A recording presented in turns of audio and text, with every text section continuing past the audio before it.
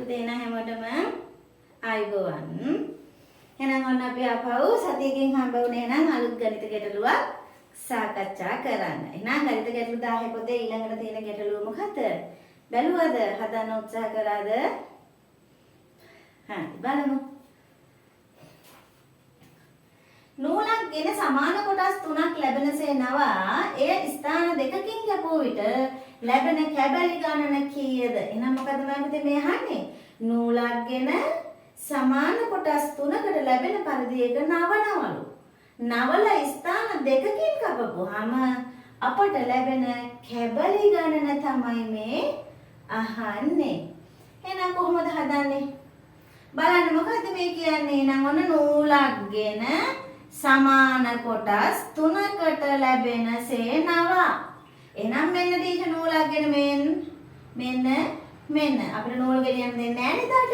එහෙනම් මෙන්න සමාන කොටස් 3කට ඔන්න මේ විදිහට නවලා එන්න මේ ස්ථාන දෙකකින් කපනවලු.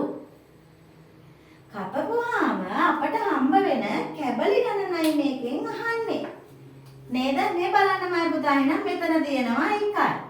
මෙතන 2යි. මේ දෙකම එකක් නෙමෙයි පුතා. මෙතනින් කැපිලා නැහැනේ. එහෙනම් මේ දෙකම එකක්. එහෙනම් 3යි.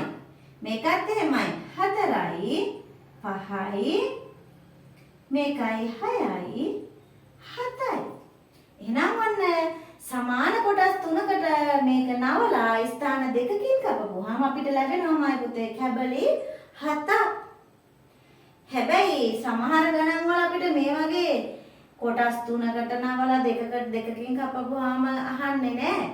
අහනවා එක්කෝ කොටස් 10කට නවලා දැන් 4කින් කපපුවාම අපිට ලැබෙන කැබලි ගන්න. ඔය වගේ ලොකු ගණන් දාලා අහනවා. හැබැයි එතකොට මේ වගේ ඇඳලා හදන්න ගියොත් මයි පුතාලට වෙලා යනවා. එහෙනම් තව ගාණක් හදන්න තියෙන වෙලාව මේකට ගන්න වෙනවා. එතකොට ඔයාලට පාඩුයි. අවාසි. එහෙනම් ඔන්න ටීචර් මේ ඇඳලා හදනවට වඩා ලේසි ක්‍රමයක් මම අද ඔයාලට කියලා දෙනවා. කොහොමද? මේක කියනවා නේද පුතේ සමාන කොටස් 3ක් ලැබෙනසේ නවා කියලා.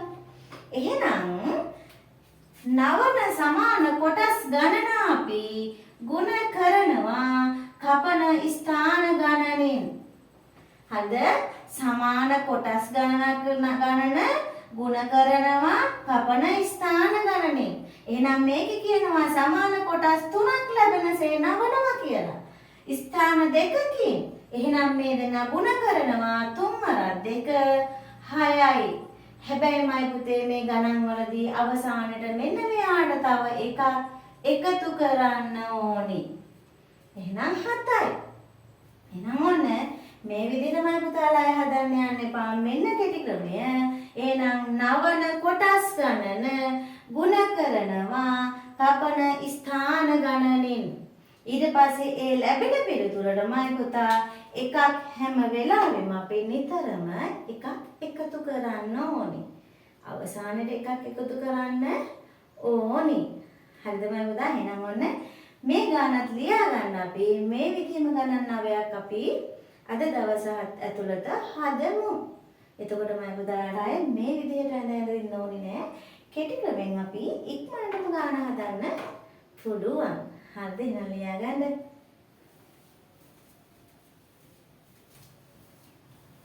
හරි නම අපිට එක් අපි ඉගෙන ගත්තේ මොකද? කැබලි ගාන හොයන්නනේ. මේ ගාන චුට්ටක් වෙනස්. කියවද? වෙනස් නේද? අපිට ඉස්සෙල්ලා මෙතෙක් අපි ඉගෙන ගත්ත ගණන් නාවේ තිබුණේ නවන ස්ථාන ගාන දීලා තිබුණා. කපන ස්ථාන ගණන දීලා තිබුණා. අවසානයේ ලැබෙන කැබලි ගානයි හෙව්වේ. හැබැයි දැන් අපිට කියලා තියෙන්නේ නවන කොටස් ගාන දීලා කැබලි ගානක් දීලා තියෙනවා. ඒ කැබලි ගාන ගන්න නම් අපි ස්ථාන කීයකින් කපන්න ඕනද කියලායි මේකේ අහන්නේ. හරි ලේසි නේද? හරි බලන්න. කැබලි ගාන අපිට 13ක් කියලා තියෙනවා. මයි පුතේ මේ ප්‍රශ්නේදී අපි කරන්නේ පළමුවෙන්ම කැබලි ගණනින් එකක් අඩු කරන්න ඕනි. එහෙනම් 13න් එකක් අඩු වුණාම 12යි. එහෙනම් නිතරම අපි කැබලි ගණනෙන් 1යි අඩු කරන්නේ. නිතරම කැබලි ගණනෙන් 1ක් අඩු කරනවාමයි පුතේ. ඒ ලැබෙන පිළිතුර අපි බෙදන්න ඕනේ නවන කොටස් ගණනෙන්. මේක කියනවා එක සමාන කොටස් 4ක් ලැබෙනසේ නවන ලද. එහෙනම්මයි පුතේ 4ෙන් බෙදන්න ඕනේ. එහෙනම් 4 වරක් 3 තමයි 12. එහෙනම් මෙන්න පිළිතුර. එහෙනම්මයි පුතේ එක සමාන කොටස් 4ක් ලැබෙනසේ නවන රිබන් පටියකින් කැබලි 13ක් ගන්න නම් කෙනෙකුට ස්ථාන 3කින් කපන්න ඕනි. ස්ථාන 3කින් කපන්න ඕනි. නේද? හරි. එහෙනම් ඔන්න කලින් වගේ ඇඳ ඉන්නේ නැහැ. මෙන්න කෙටි ක්‍රමේ. නේද? හරි. එහෙනම් මෙන්න කෙටි ක්‍රමේ නම් මේ වගේ ගණන් දෙක තුනකුත් මම ඔයාලට අද කියලා දෙනවා නම් මේකත් ලියා ගන්න.